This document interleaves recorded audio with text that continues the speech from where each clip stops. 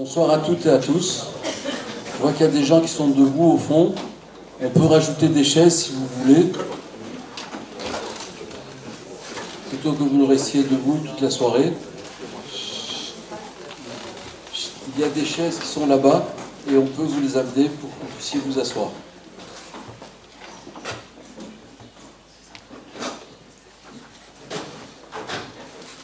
Mesdames et messieurs, très honnêtement, je dois commencer d'abord par vous remercier.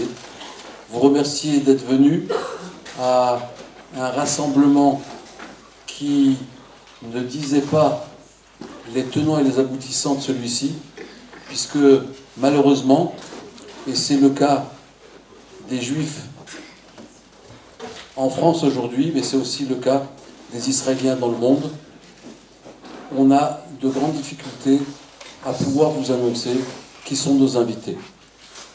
Et vous avez compris que c'est bien évidemment pour des raisons de sécurité.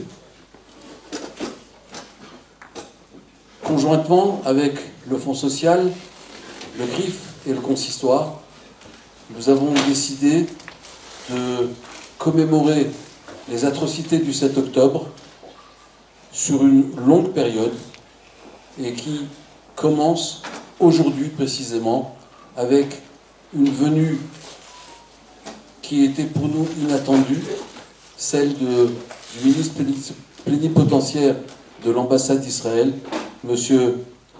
Assaf Moran, que je remercie d'avoir accepté de venir nous rejoindre aujourd'hui.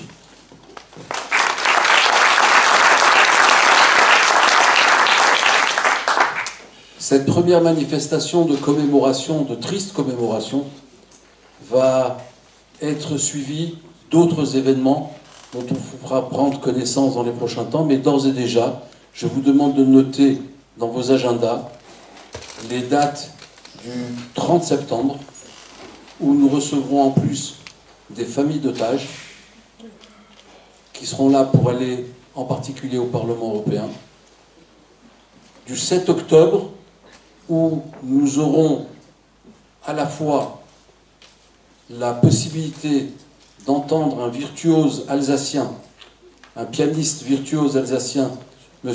Aimo Pagin, qui s'exprimera avec des sons, avec de la musique, pour célébrer cette commémoration le 7 octobre, a priori, mais vous le saurez bientôt, sur la place Broglie, devant l'hôtel de ville.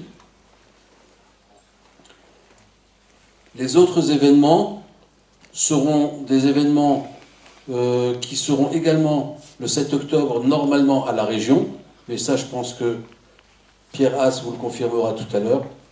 En tout cas, ce que nous avons fait dans cette organisation d'événements de commémoration, nous avons voulu le faire avec un visage uni qui nous manque tellement dans le monde juif, et qu'il faut que nous mettions en place des méthodes de réparation de cette unité qui nous manque tant.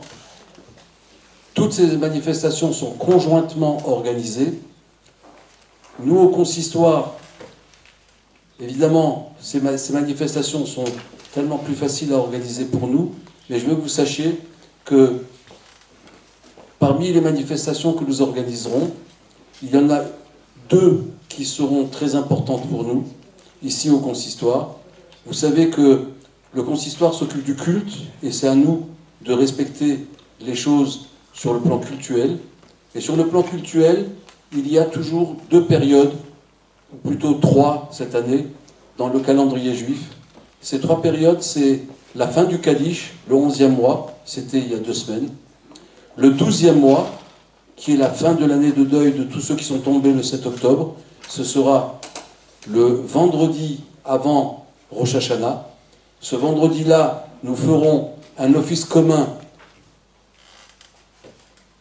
qui, j'espère, sera un office heureux, à la mémoire de tous ceux qui sont tombés, et j'espère qu'ils ne sont pas tombés pour rien, et que notre réponse s'est toujours passée dans le chant, dans la musique, dans la prière, et j'espère que c'est comme ça que nous enverrons un message à tous nos concitoyens à Strasbourg, qu'ils comprennent que nous, les Juifs, Nous ne sommes pas nécessairement des guerriers, qu'il ne faut pas évidemment nous chercher, mais en même temps, nous cherchons la paix et nous l'espérons très très fort.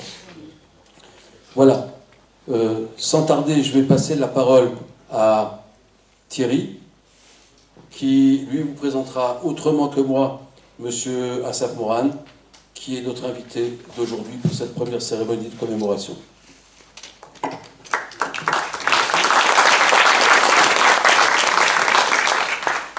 Merci, bonsoir à tous. C'est un moment un peu solennel. On a voulu, avec monsieur le ministre plénipotentiaire, essayer de créer aussi un dialogue avec la communauté.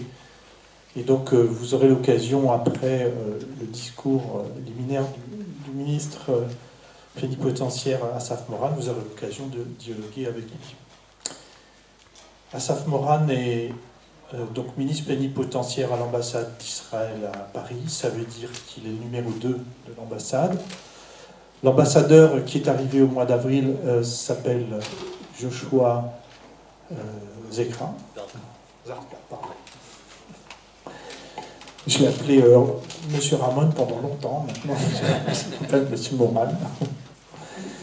Et donc ils sont tous les deux récemment arrivés, et je pense au bon moment. Assaf Moran donc on peut aussi dire qu'il est chargé de mission. C'est un autre titre qu'on lui donne, comme vous avez connu Daniel Saada, qui est aussi chargé de mission, donc il remplace l'ambassadeur quand il n'est pas là. Et donc sa carrière diplomatique a commencé il y a 10 ans. Il a une belle expérience déjà. Il a servi dans 3 pays, sur 3 continents différents, en Côte d'Ivoire, en Inde et en Espagne. Je pense qu'en Espagne, Assaf, tu as eu beaucoup de travail, surtout les dernières déclarations. Mais entre-temps, il a fait des séjours également en Israël, au ministère des Affaires étrangères, au quartier général, où il était le conseiller politique du directeur général. Son expérience diplomatique qui a montré qu'il est un expert en politique publique et aussi pour l'industrie. Il a beaucoup de talent, il a beaucoup d'avenir.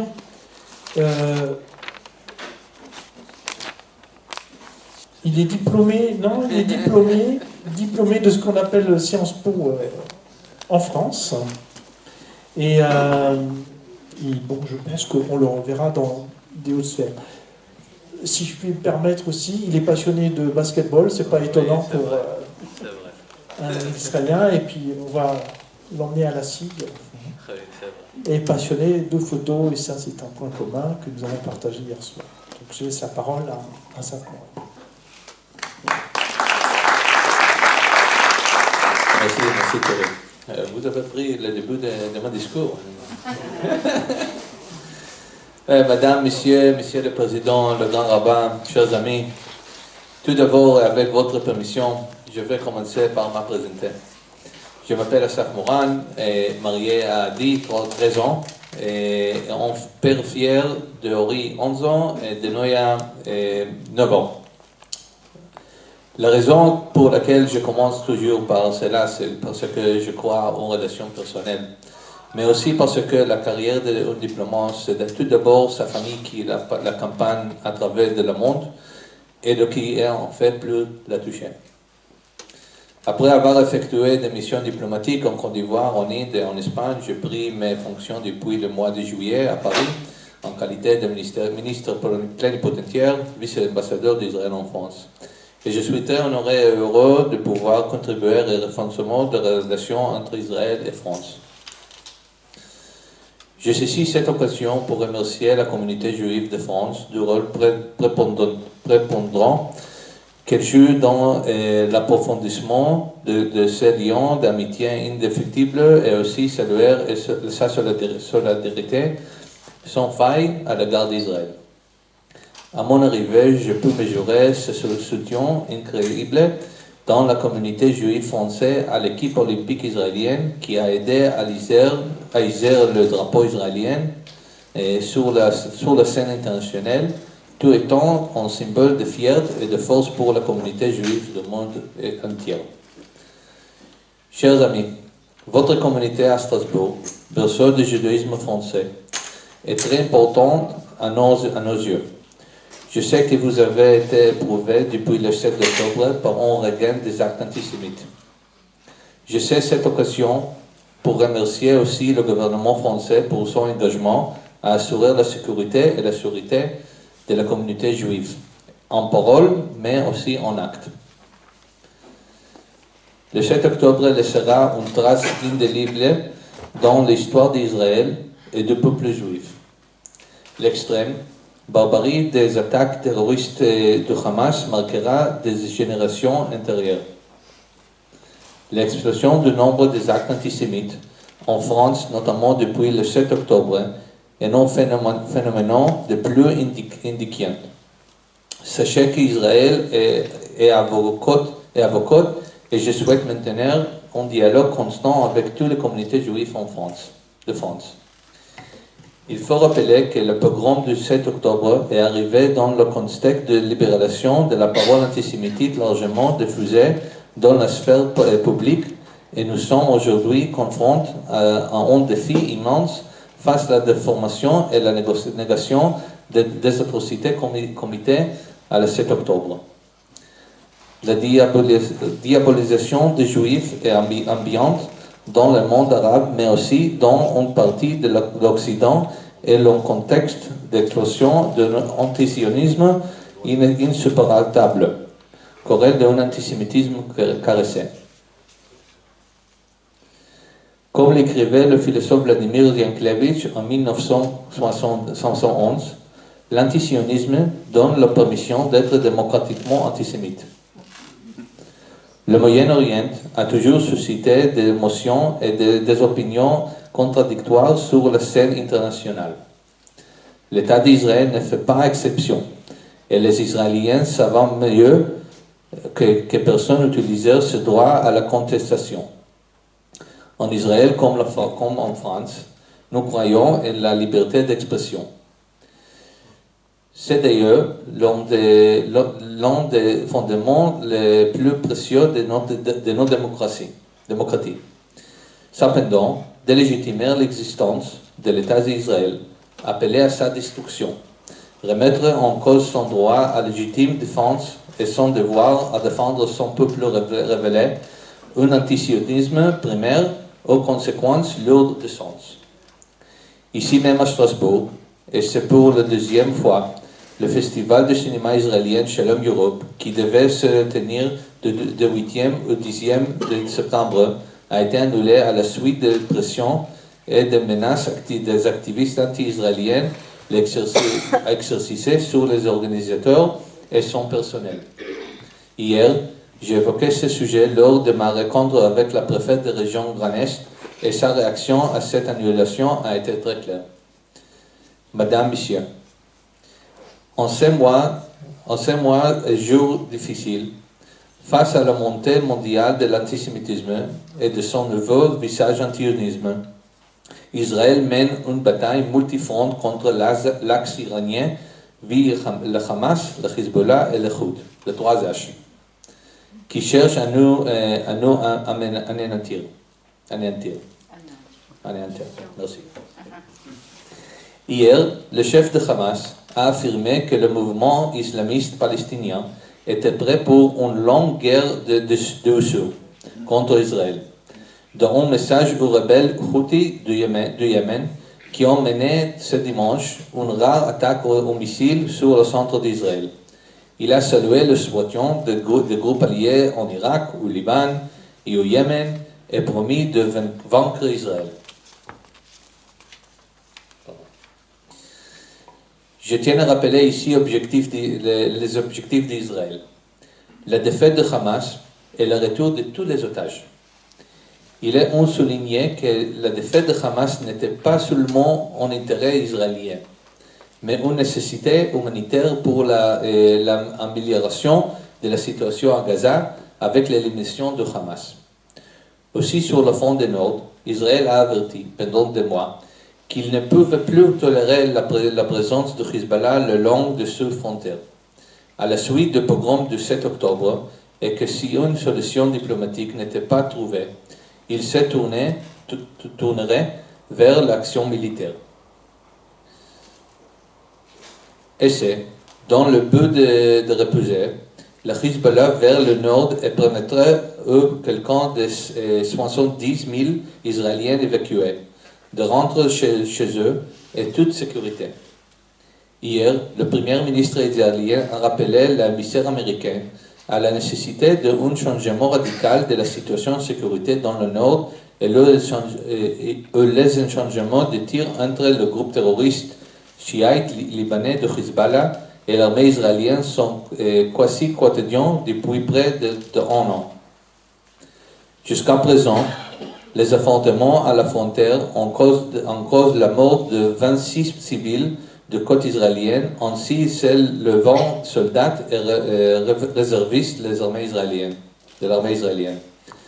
Enfin, pour conclure sur une note positive, il convient de souligner que malgré les mois de guerre entre Israël et Hamas qui ont mis les accords d'Abraham à rude épreuve et qui ont été signés il y a 4 ans, il reste néanmoins des raisons d'être optimiste quant à la durabilité à ces relations de normalisation entre Israël et le monde arabe. La ministre israélienne des Affaires étrangères a salué l'anniversaire de cet accord que notant qu'Israël reste déterminé à élargir le cercle de la paix avec l'autre pays de la région. Israël a toujours considéré les accords de normalisation comme une étape importante sur la voie de l'intégration complète de pays au sein du Moyen-Orient. Je vous remercie à votre attention et je voudrais redire la libération de nos otages reste une priorité fondamentale pour Israël et je forme le vœu qu'ils rentrent chez eux très bientôt. Am Israël Chai.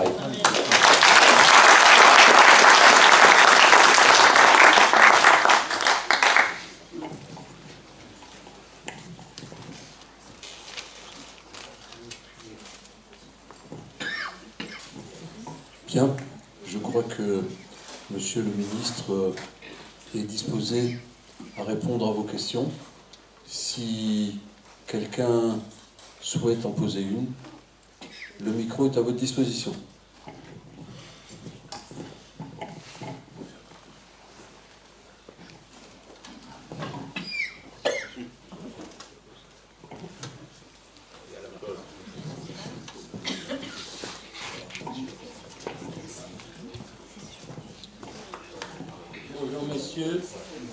J'aimerais savoir si c'était possible de savoir combien d'otages sont encore vraiment en vie.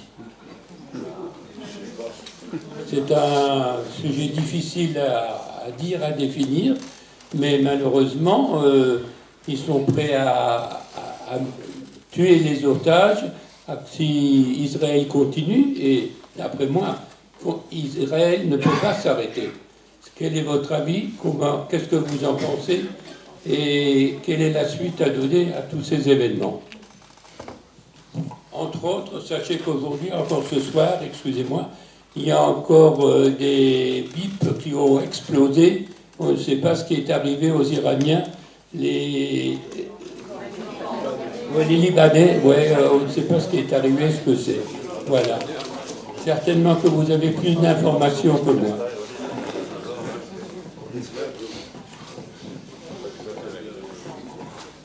Alors, merci beaucoup. Et par rapport aux otages, il y a maintenant 100 des otages à Gaza.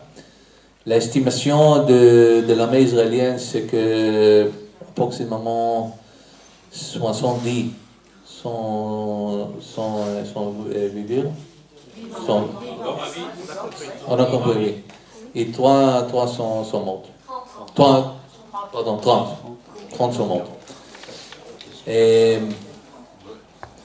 nous continuons à presser à Gaza avec le l'opération des armées pour convaincre le Hamas signer l'accord. Mais Hamas, jusqu'à maintenant, refuse. Ça, c'est la réalité. Ça, c'est la réalité. Et par rapport au Liban, je ne sais pas. Je lis comme vous, avant que je sois arrivé ici. Mais je peux dire qu'être un terroriste, c'est très dangereux.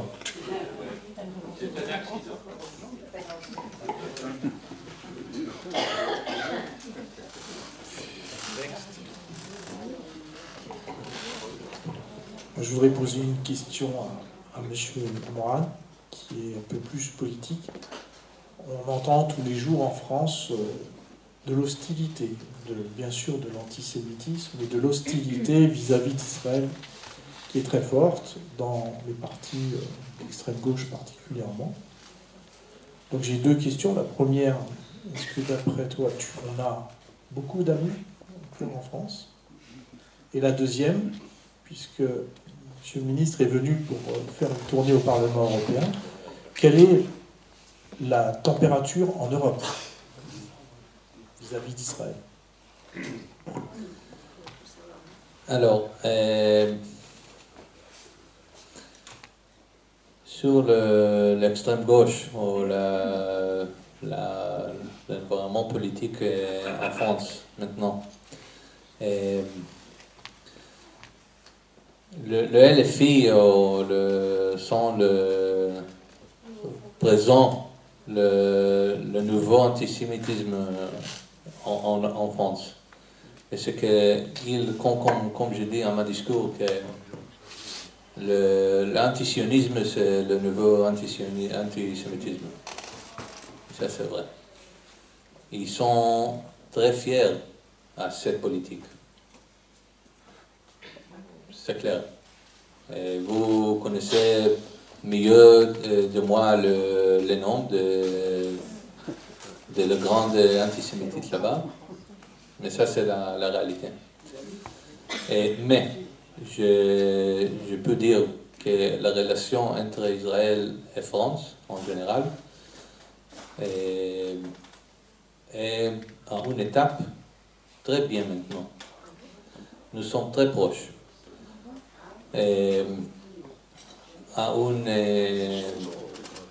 Nous sommes très proches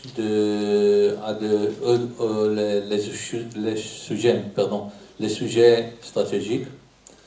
Et seulement, s'il vous plaît, pensez le 3e d'avril, quand l'Iran a attaqué Israël, pour la première fois en histoire, que France a aidé la protection et la sécurité d'Israël. Mais ça, c'est une chose qui est publique maintenant. Il y a beaucoup de choses que je ne peux pas parler, mais je vous promets que c'est très positif et nous sommes très proches. Et la température dans l'Union européenne. Ouais. Avant que je suis arrivé à France, j'étais le directeur du département de l'Union européenne dans le ministère des Affaires étrangères. Et pour les derniers 3 ans, nous avons travaillé très fort pour la relation entre Israël et l'Union européenne. En 2022, pour la première fois de 10 ans, nous avions le conseil le conseil d'association. C'est comme le grand niveau de la relation, le dialogue entre Israël et l'Union européenne, et qui n'était pas existé pour les dernières 10 ans. Et ça, c'est la réalité. Et maintenant, après les élections européennes, la situation dans le Parlement européen est meilleure. Parce que le numéro de l'exploitation israélienne ici, là-bas, est plus grand qu'avant. Et ça c'est vrai. Et il y a un de mes collègues qui travaille toujours à l'Union européenne. Il m'a dit qu'hier était une session sur Israël. Il a vu pour la première fois qu'il y a beaucoup de députés qui ont parlé à faveur d'Israël. Ce n'était pas avant. Et c'est très très important. Et ici nous regardons le numéro de députés de chaque camp à l'Union européenne, à la Parlement européen, nous pouvons penser qu'à cet Parlement, nous allons voir moins des initiatives contre Israël.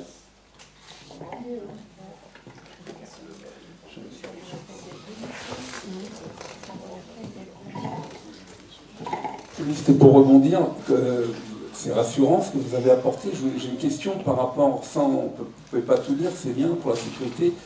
Moi j'étais très inquiet, mais avec votre présence, je suis un peu rassuré parce que j'avais l'impression que pour la communauté juive en France, on n'était pas du tout, depuis le 7 octobre même avant, c'était pas protégé. Et là j'apprends, mais ça me fait du bien, ça peut faire du bien à tout le monde. Quand vous dites que les choses sont améliorées, enfin je reprends comme ça, est-ce que c'est le gouvernement actuel, les politiciens qui gèrent le gouvernement, donc le président, les ministres, qui font qu'il y a une amitié franco-israélienne, ou est-ce que c'est des choses, enfin c'est peut-être comme ça que ça se passe pour que ce soit plus paisible aujourd'hui, puisque quand l'Iran veut attaquer la France, elle donne un coup de main. Et j'avais une question, vous qui avez une expérience, qui avez vécu en Inde, en Espagne et dans d'autres pays, en Afrique, est-ce que vous avez ressenti dans ces pays, par rapport à la communauté juive, un antisémitisme ou antisionisme, comme on peut l'avoir en France depuis longtemps? J'apporte une information, mon oncle Jules Landowski était précurseur avec Jabotinsky quand ils ont créé à Bâle le sionisme, il vivait à Haïfa, enfin ça c'est une petite histoire, mais ça me rassure, mais je voulais vous entendre un peu sur ça. Merci, Toda Rabba. Oui. Les trois pays que j'étais là avant, il n'y avait pas une grande communauté juive. En Inde, ça n'existe pas. Et en New Delhi, c'est très petit. Il y a un peu à Mumbai, à Cochin, c'est tout. Et en Côte d'Ivoire, ça n'existe pas aussi. Mais en Espagne, c'est pas grand comme la France, mais ça existe maintenant. Je pense qu'en tous les Espagnes, il y a 20 000 de Juifs. 5 000 sont en Madrid. Et l'histoire d'Espagne, c'est un peu différent des autres pays européens. Alors que l'Holocauste presque n'existe pas en Espagne, alors qu'il n'y a pas origine d'antisémitisme comme autre pays. Mais il y a. Non, ça existe. Mais ce n'est pas de la même origine. Ça, je peux dire. Et quand j'étais là-bas, j'ai vu beaucoup d'antisémitisme, nouveau antisémitisme des autres. Ici, là-bas aussi, il y a une partie de l'extrême gauche qui change le nom de temps en temps, mais ça reste la même. Et aujourd'hui, c'est plus radical d'avant, mais c'était antisémitisme avant aussi. Il était député qui a appelé pour l'extradition l'annulation de l'État d'Israël. Ça, c'est ce qui existe là-bas.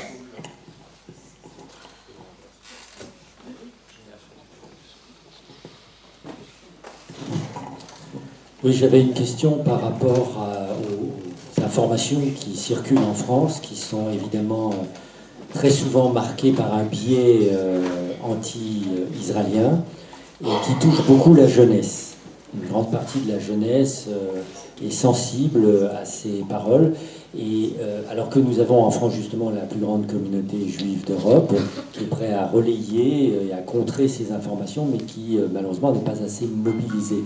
Est-ce qu'il est envisagé de centraliser ainsi une information, qu'on puisse redorer le blason d'Israël, qu'on puisse lutter contre ces fake news et aussi limiter les faux journalistes qui viennent en Israël réaliser des reportages à charge contre Israël. Est-ce qu'il y a une politique de soft power par rapport à ça qu'on pourrait développer en France? Est-ce qu'il y a une politique de contre-désinformation qu'on pourrait développer en France pour lutter contre l'antisionisme? Vous ne pouvez pas batailler le fake news. C'est quelque chose de très horrible. Vous dites la vérité, mais il y a quelqu'un qui va dire autre chose, que c'est pas vrai. Il dit que ça c'est la vérité. C'est incroyable.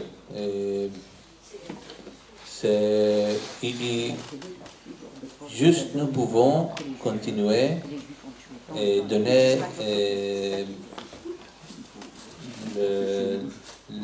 le que se passe maintenant à Gaza et donner l'information, mais l'heure que ne veulent pas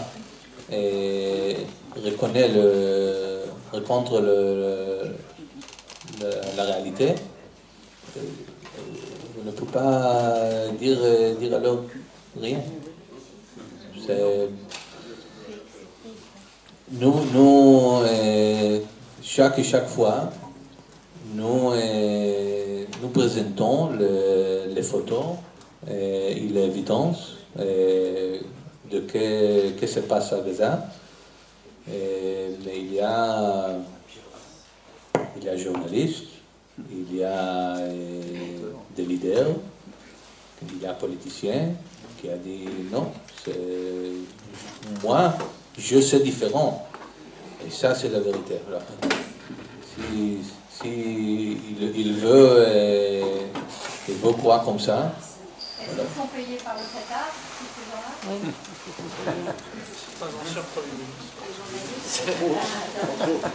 Oui, la situation du Qatar est très sensible. Désolé que je ne vais pas dire quelque chose maintenant sur le Qatar, mais vous pouvez écouter ce qu'a dit avant mon Premier ministre.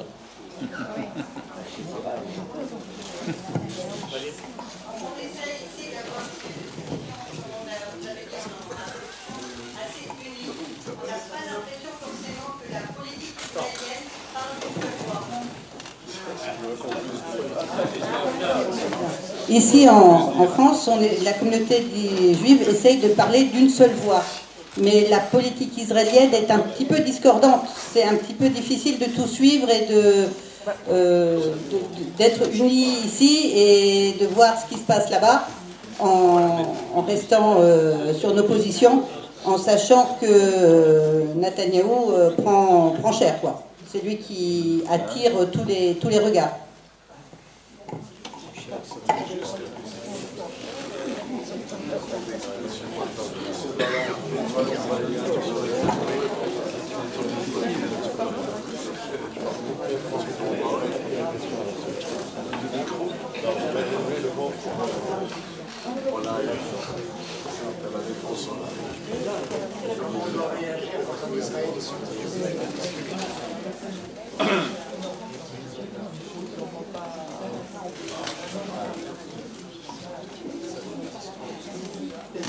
Oui,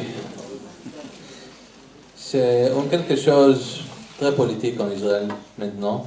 Et je préfère pas dire quelque chose sur ça.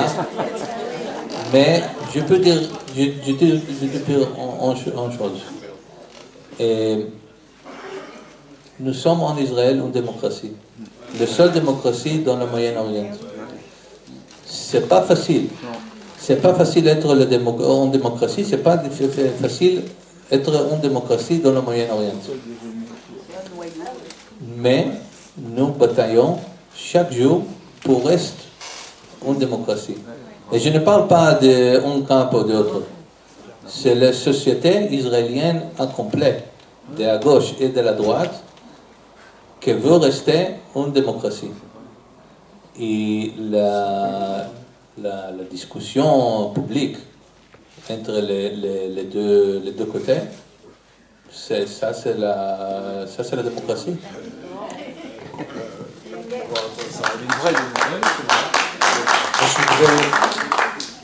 Je suis pas ambassadeur, j'ai un peu plus de liberté pour parler politique.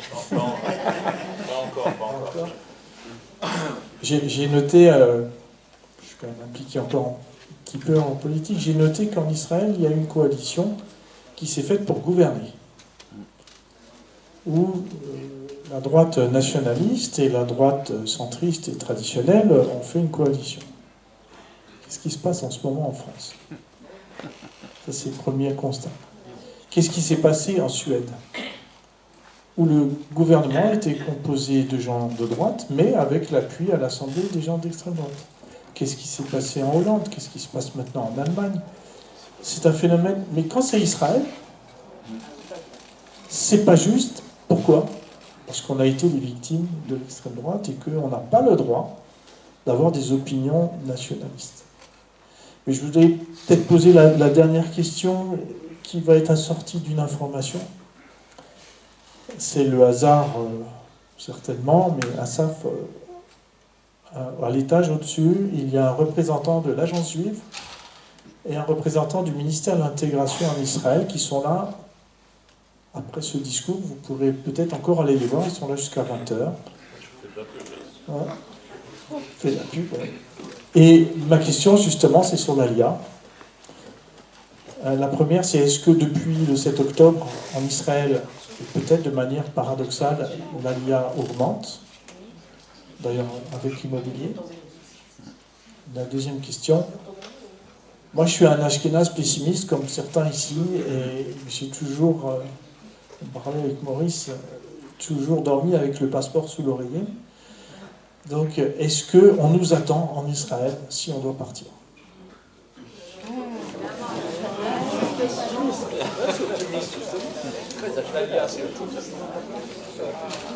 Il faut que l'ALIA a augmenté après le 7 octobre. Et c'est vrai que le 7 octobre était le jour plus trop, je ne sais pas, triste de l'histoire d'Israël, de l'indépendance.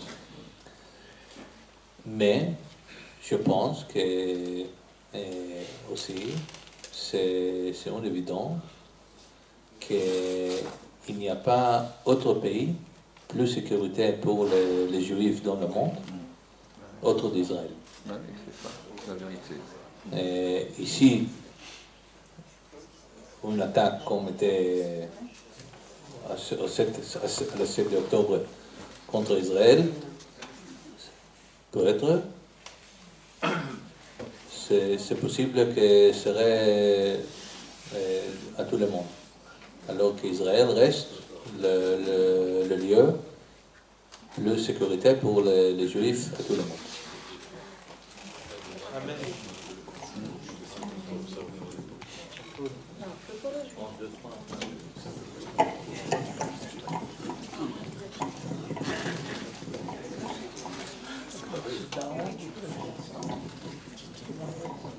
Bonsoir. Je voudrais revenir sur la question précédente et être tout à fait concret. Est-ce que l'ambassade d'Israël envisage un jour d'envoyer une lettre d'information qui rappelle les positions claires avec des éléments de sémantique, justement pour tenir un discours éclairé vers nos interlocuteurs, qui nous soient favorables ou pas. Et la deuxième question, comment voyez-vous l'évolution de la reconnaissance de l'État palestinien?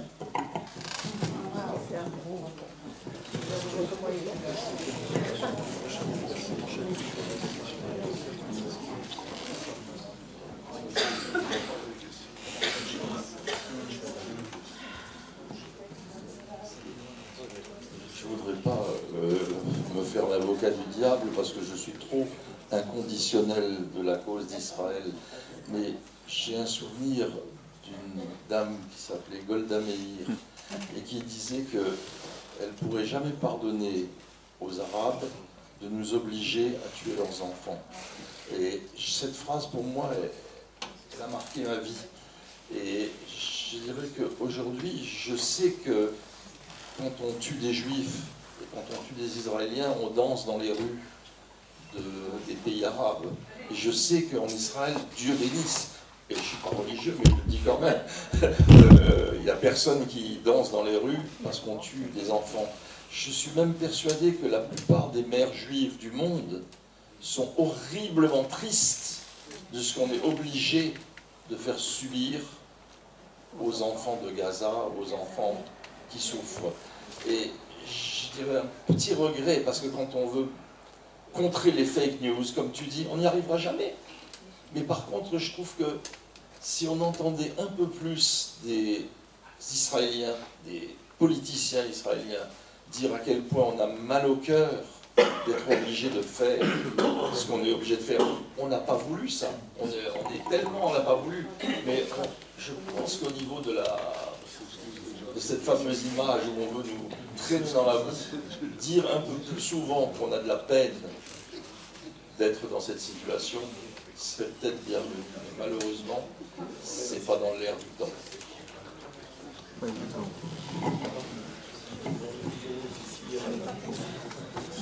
Je voudrais répondre à la première de votre question. Donc, comment? L'armée israélienne est le plus humanitaire dans le monde. Il n'y a pas rien, une armée plus humanitaire de Tchad. Mais c'est aussi, c'est très important connaître le numéro. Première, la guerre, chaque guerre, c'est un événement très triste. Très triste, c'est horrible, une guerre.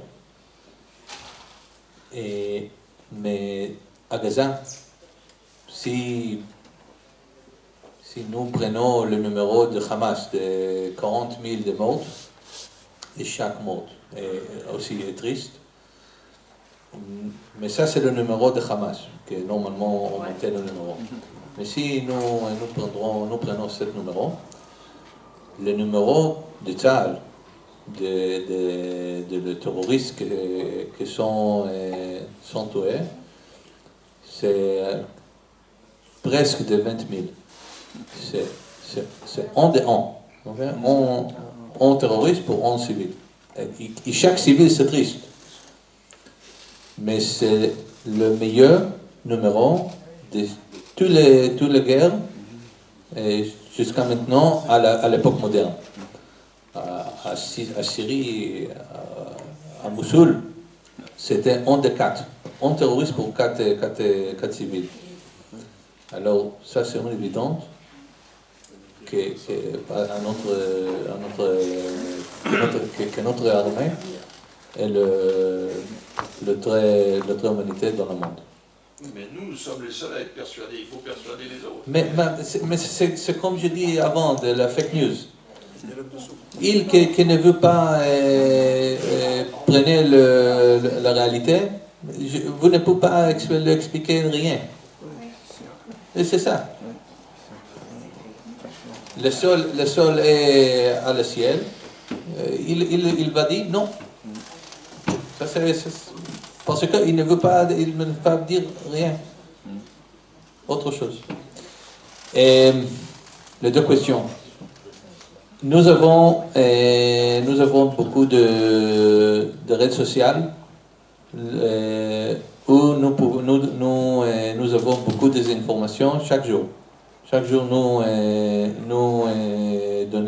donnons plein d'informations là-bas. Si c'est la question, je ne sais pas. Et la deuxième question, le pays palestinien.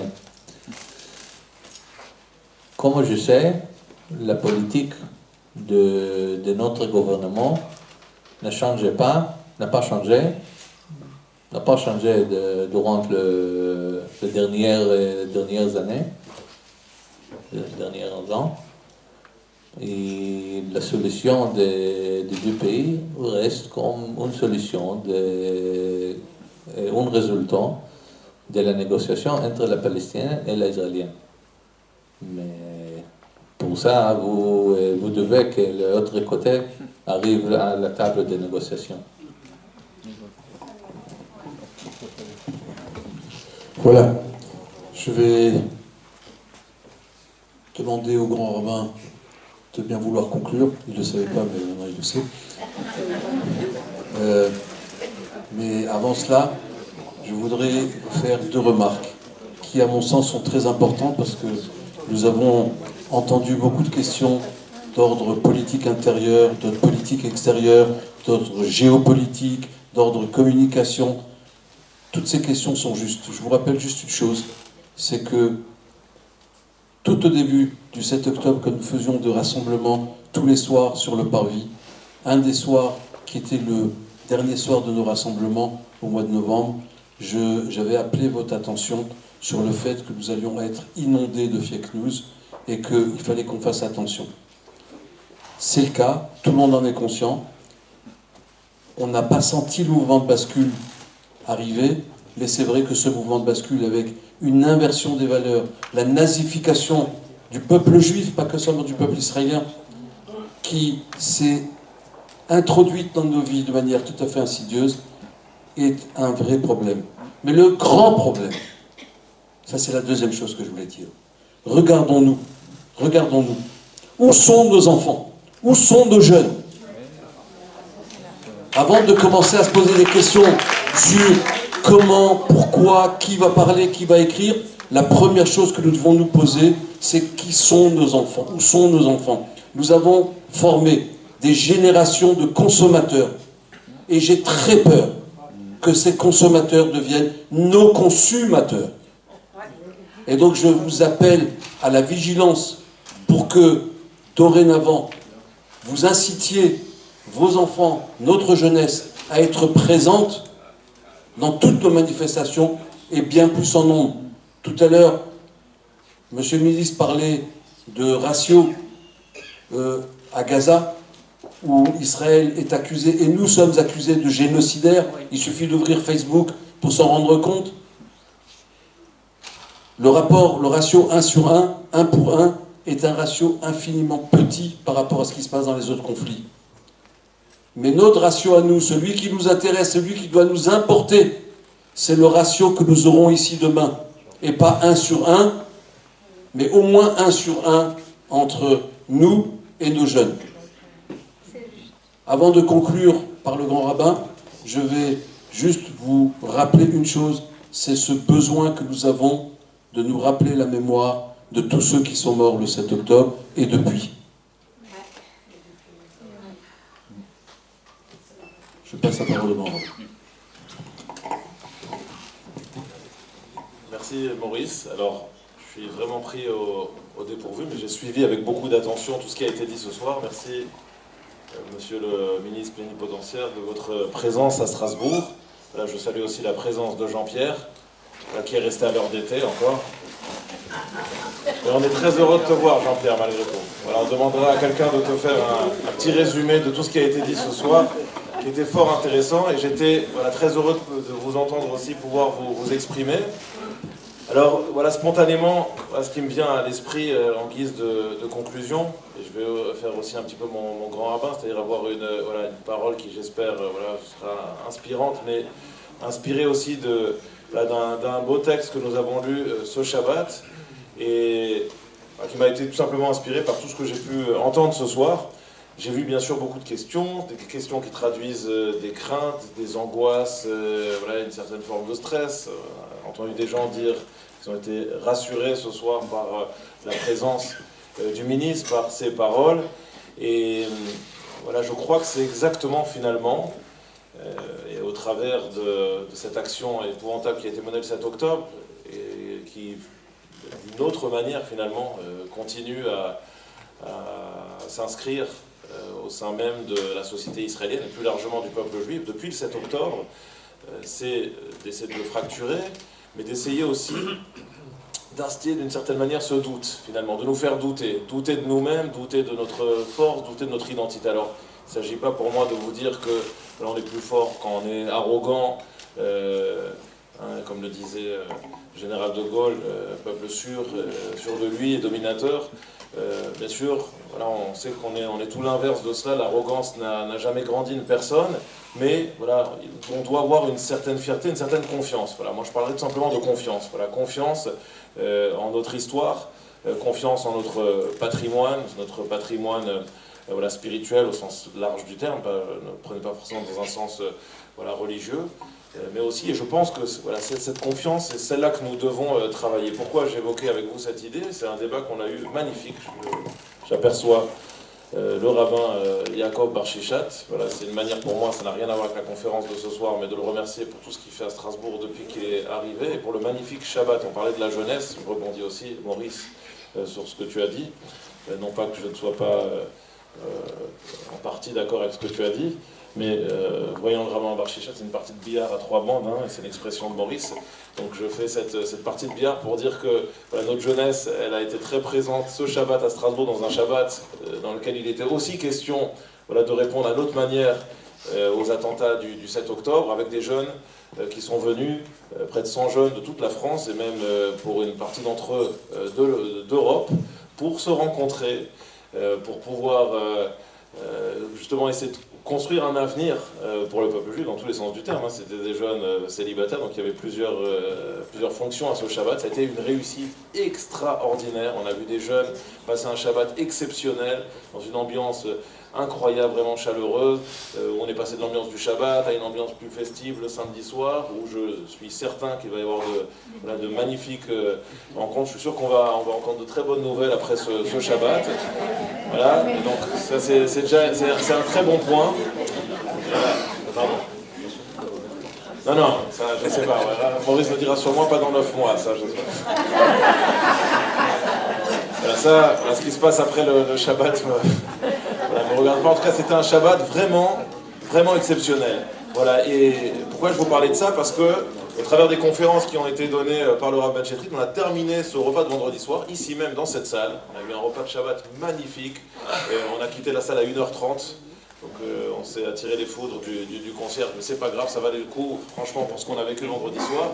Tellement les jeunes n'avaient plus envie de partir. Voilà, on a eu une magnifique charrette à glace voilà, qui trônait dans cette salle, offerte par Franchi. Le pauvre, on lui a tellement mis l'œil qu'il est décédé le lendemain. Et voilà. En tout cas, on s'est... Voilà, le grand-père, monsieur Franchi, grand-père, on a passé... On a passé un Shabbat magnifique, et à l'issue donc de cette soirée de Shabbat, on a eu un débat avec les jeunes. Donc il y avait plusieurs tables rondes, et dans la table ronde que moi-même j'ai organisée avec une partie des jeunes, donc ils se sont vraiment séparés de manière assez équitable d'ailleurs entre les différentes tables rondes, j'ai parlé justement de cette notion de doute, parce que finalement la problématique du doute, elle est bien sûr, elle est propre à l'existence de chacun, et là on avait des jeunes qui étaient particulièrement justement en proie à certaines difficultés de choix dans leur existence, mais elle est d'autant plus prégnante et d'autant plus importante depuis le 7 octobre. Et donc on a eu un vrai débat là-dessus, et donc je conclue avec ça. J'évoquais donc le dernier passage de notre paracha, celui qui parle d'Amalek. Amalek, c'est le premier ennemi vraiment du peuple juif dans son histoire, et c'est celui qui va l'attaquer en essayant de le refroidir, mais avant tout c'est de le refroidir psychologiquement, spirituellement, de le refroidir dans la confiance qu'il avait en lui. Voilà, en sortant d'Égypte, il fallait se reconstruire après 210 ans où psychologiquement on avait tout fait pour nous aliéner, pour nous faire comprendre que finalement on n'arriverait jamais à rien construire ensemble. Et c'était cela le travail du peuple juif en sortant d'Égypte. C'était de se reconstruire finalement, se reconstruire en tant qu'individu, mais surtout en tant que peuple. Et essayer de construire un projet. Et Amalek vient et il essaye de casser ce projet. Et finalement, cette idéologie très perverse et pernicieuse d'Amalek, c'est celle-là qui, de génération en génération, s'est transmise. C'est celle qu'on a vécue au moment de l'histoire de Pourim avec Aman. C'est celle qu'on a vécue, j'ai pas besoin de citer tous les ennemis qui ont pris l'apparence d'Amalek au travers des générations. Et donc, essayons-nous un petit peu de faire un pied de nez justement à Amalek. On a envie une nouvelle confrontation à Amalek aujourd'hui. Il prend sans doute aussi d'autres formes. C'est Amalek qui s'allie à d'autres ennemis de l'histoire du peuple d'Israël, et pour nous faire douter. Alors, sans arrogance, je crois qu'on doit aussi se renforcer. C'était aussi un des objectifs, se retrouver ensemble. Ça permet de discuter, ça permet de reprendre un petit peu confiance en nous. Je crois que c'est important. Il ne faut pas que cette confiance nous abandonne et qu'on soit un peu plus fort. Et c'est la meilleure manière de lutter contre Amalek. Merci beaucoup.